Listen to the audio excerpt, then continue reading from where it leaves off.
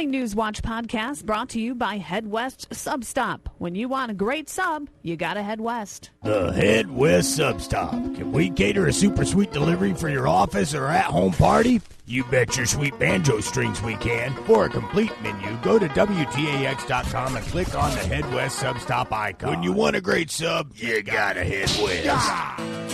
Let's go close up. Candidate Rodney Davis is here. Hi, Rodney. How are you? I'm doing great, Bob. Thanks for having me on. Rodney is the Republican candidate for Congress in the new 13th Congressional District, which includes much of our Springfield area. In fact, quite a portion of our listening area here at WTAX.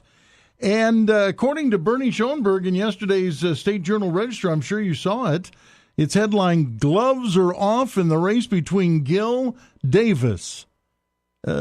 What's this all about? You guys have decided that you're going to get right down to it? Well, no, I think, you read that article, it shows there are some groups out there that don't want David Gill to win and are investing money to make sure that doesn't happen. I don't know what they do or how they do it, but, he's decided to take the gloves off and go negative against me, and, I expected that. When I got the nomination 13 weeks ago, 5 seconds after I got it, David Gill and the Democrat campaign congressional committee that's associated with Nancy Pelosi went out and put a press release out attacking me personally. So it's nothing new. We're used to it. We're getting ready for more. Did you realize how important, though, this seat is, I believe, to the Democrats? Because they came up with the new map, and they thought, well, we're going to easily get this district, especially when the incumbent, Timothy Johnson, decided not to run, the Republican who had been in the congressional seat, but not specifically in this new district. Things were really changed by this map. Did you have any idea how vigorous they would go after this seat? Oh, absolutely. I knew this was a district that was a 50-50 district, one of the swing districts in the state that Pelosi has to have to regain her speakership. As a matter of fact, throughout the whole nomination process, I was about the only one who talked about this being a race. They were all focused on the fact that David Gill's a 3-time loser against Tim Johnson, that he is to the left of Barack Obama on many, many different issues. We differ greatly on taxes. We differ greatly on spending and on health care in this country. And they thought it would be a swing and a miss. The Democrats wouldn't invest. I said all along, this is a seat they have to invest in because it's on Nancy Pelosi's path to return to power. Now, my opinion is, because both of you are fresh in running, well, you're especially fresh, but I think the names are fresh to people. Even though Gill might have run against Johnson, he didn't run in this area. Right. And so people are going, Dr. David Gill and Rodney Davis. So that the name recognition, I think, don't you think it's equal playing there? Oh, absolutely. And the more I get on your show, the more my name recognition goes up, Bob. Oh, that's nice of you to say, Rodney. And he appears absolutely free of charge. We do not pay him to be here or to say things like that. What's the top issue in the race? And I know you've already stated that they've come out and they've said some things, but I'm talking about the true issues in the race.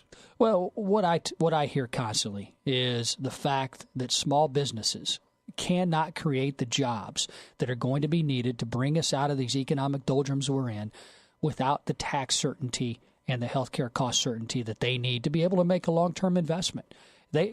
What most Americans don't realize is come December 31st, if Democrats and Republicans in Washington cannot come together and actually find a way to extend our current tax rates, every single American is going to see the largest tax increase in American history. I mean, we're talking $4,000 on an average family that's going to be taken immediately out of their checks come January unless something happens, because the tax tables are going to revert back to 2001 levels.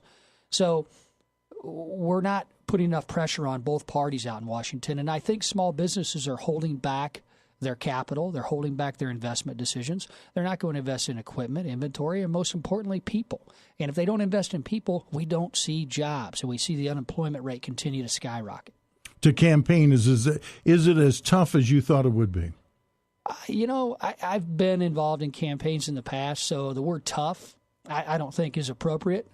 I am actually. So you haven't been fun. surprised. You haven't been surprised by anything. No, I haven't been surprised. I'm having a blast. I Oh, wake that's up great. every morning and enjoy every single thing that I do throughout the day. I was in Champaign walking around the U of I campus all day yesterday at Quad Day, which is a huge event up in Champaign that I'd never been a part of, but got to talk to a lot of college students and found out there's a lot of interest in this election.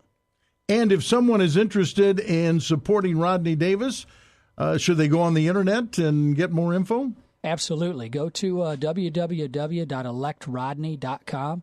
Sign up to volunteer for us. If you want a yard sign, let us know. If you want to get to know more about me, let us know too. I'm excited about the opportunity. What are we, 72 days away, Bob? We're that close. Yeah. Honest to goodness, it's just a little more than 2 months from right now when we'll be going to the polls. We hope we have a good turnout. Continue to campaign hard so those people get excited. We want to see a lot of people voting. Rodney, as we wish all candidates, we wish you the very best. Come back soon. I will, Bob. Thank you again.